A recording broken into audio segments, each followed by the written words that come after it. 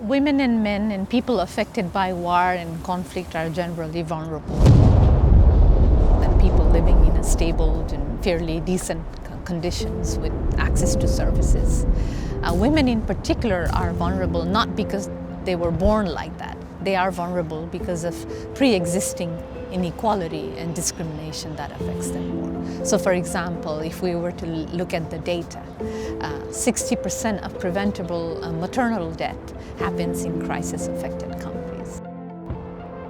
The United Nations verified over 3,300 cases of conflict-related sexual violence in 2021, and that is 800 more than in 2020. So yes, women are vulnerable to sexual gender-based violence, to loss of livelihood, to losing family members, to be dying from maternal and sexual and other kind of reproductive health issues because of pre-existing inequality. Women are also missing from many of the decision-making spaces when it comes to conflict resolution, peace agreement, when it comes to humanitarian response.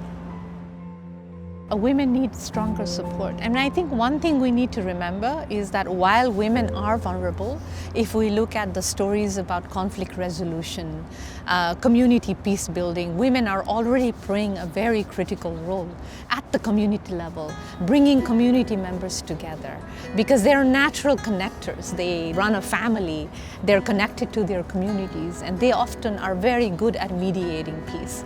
UN Women did a study, a global study, and that looks at the global study looking at past peace agreement from 1992 until 2019.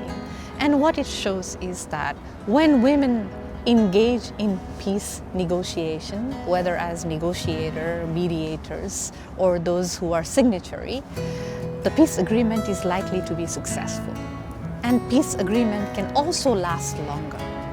So we have a data that indicates that women's engagement, women's leadership, participation in peace processes are likely to have a better peace outcome in a conflict and crisis settings.